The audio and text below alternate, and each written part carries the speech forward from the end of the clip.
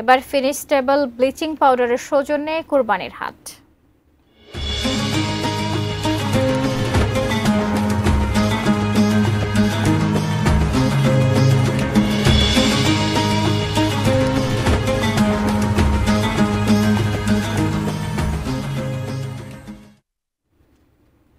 রাজধানীতে কয়েকটি হাটের ইজারা নিষ্পত্তি না হওয়া এবং ৩ দিনের বৈরী আবহাওয়ায় হাটগুলোয় পশু কম।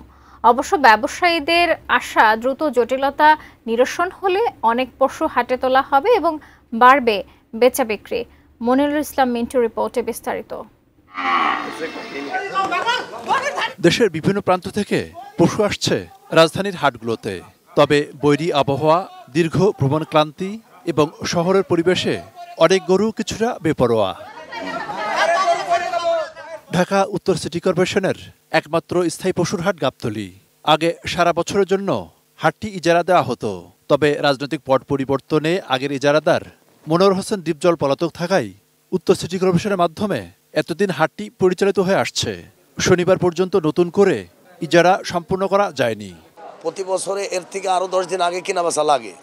এবার হাটের অবস্থান ভালো না, এখন পর্যন্ত হাটে সেরকম ধরে নাই। 2 দিন আগে টেন্ডার হয়েছে, এখনো হাট বুঝি পায় নাই মালিকে।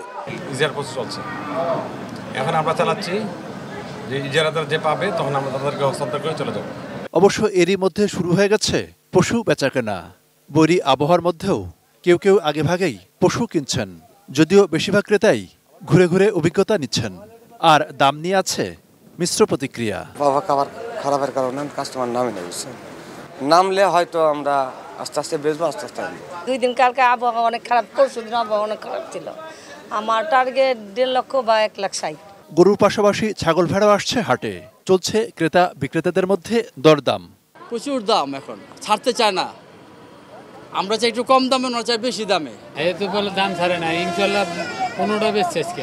আমরা লাইভউড যেগুলো 20 কেজি, 25 কেজি, 30 কেজি ওজন, এগুলো আমরা 600 টাকা কেজি বিক্রি করি। অস্থায়ী পশুর হাট সাধারণত ঈদের 4-5 দিন আগে শুরু হয়।